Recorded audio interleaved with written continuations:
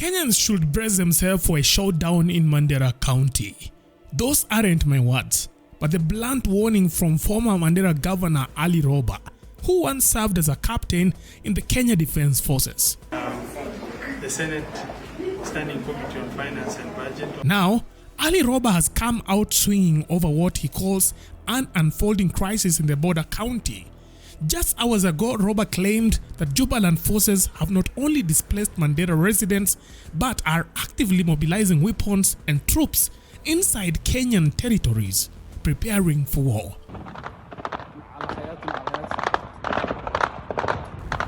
According to him, the militia are already deploying live ammunition, rocket-propelled grenades, and explosives within Mandera, forcing residents to flee.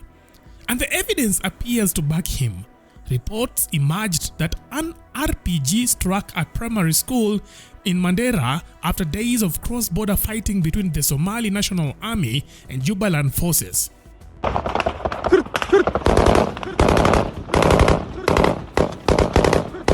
The projectile was fired from Bula Hawa in Somalia, injuring several Kenyans.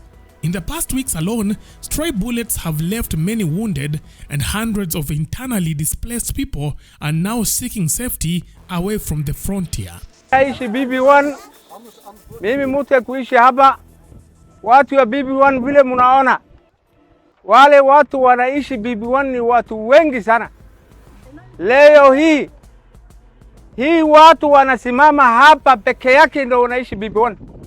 Watu wengine wote tangu hawa walikuja tarehe 30 mwezi ulipita mpaka wa leo wako 33 days hapa.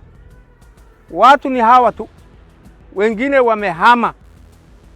Wale watu wanaishi BB1 sasa ni hii peke yake, wengine wote wamehama pamoja watoto yao. Shule imefungwa, shule yetu hakuna watoto ya kusoma. Shamba yetu imefungwa na watu wa Jubaland, malicious. Ali Roba insists that while Jubaland's official enemy is Somalia's National Army, their attacks are consolidating power inside Mandera County and effectively taking over the local community.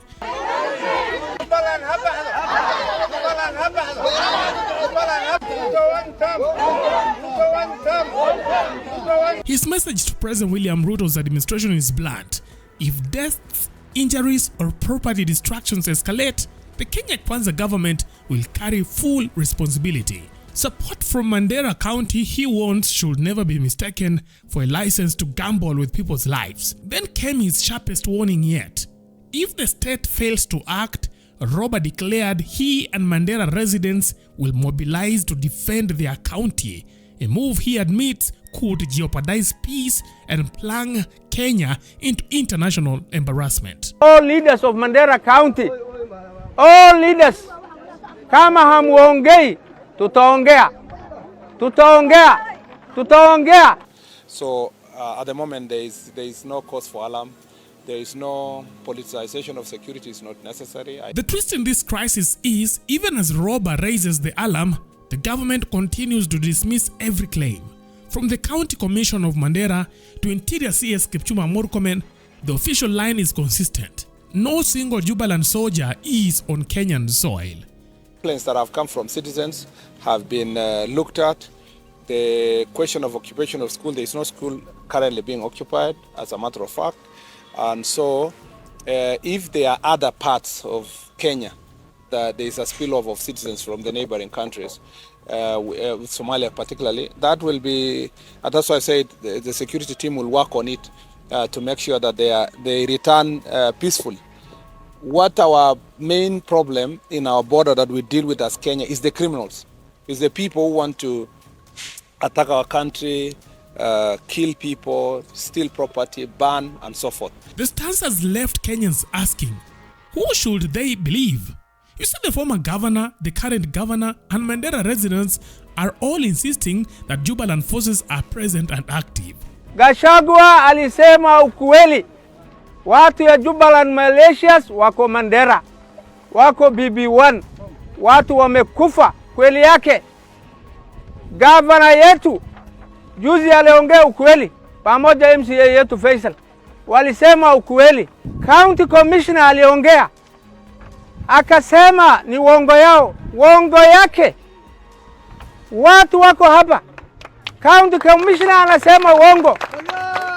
Ruto, Ruto, Ruto. Hakuna madarasa, watoto wetu hawako kwa madarasa, hawako kwa duksi. Mwezi mbili tuliopita watoto wetu hawajasoma, wengi wetu wameenda IDP. Sasa watoto wako kwa mkono yetu, shamba yetu imekauka. Wajamaa wanaishi hapa kwa shamba yetu. Tunauliza, kwani sisi watu si hapana wenyeji wa Kenya? Are we not Kenyan? Unaona? Hakuna constitutional right. Kuna constitutional right hapa. Sisi tunaambia hao watu wahame. And on the other side, the government in Nairobi insists it is all smoke without fire. We have a good working relationship with Somalia as a country, and so when there is those challenges, there's citizens who feel endangered run from the neighboring country run to Kenya. But we cannot confirm now whether there were forces of where, who they are. It's only until you do proper security analysis and investigations that you get to know, is it forces, is it civilians, and so forth. It is also it's also important to note that such security issues are handled in as security issues. So if we reach a stage where there is any challenge, we will tell the country. But at the moment, we don't have any difficulty. The complaints that have come from citizens have been looked at. The question of occupation of school, there is no school currently being occupied, as a matter of fact. And so if there are other parts of Kenya that there is a spillover of citizens from the neighboring countries, with Somalia particularly, that will be, and that's why I said the security team will work on it to make sure that they return peacefully. What our main problem in our border that we deal with as Kenya is the criminals, is the people who want to attack our country, kill people, steal property, burn, and so forth. That is really what bothers us most. But people who are running for safety, we will find ways of addressing that issue so that it doesn't also become a security challenge or a humanitarian issue in the country or security challenge. In fact, those who are asking for refugee status and to be housed and protected in Kenya, they know the procedure they go through that is enshrined in the international law. So at the moment, there is no cause for alarm. There is no politicization of security, is not necessary. I know there are some people who want to score cheap political benefits from it. It is not in the interest of this government or this administration to do politics or to do a political ping pong with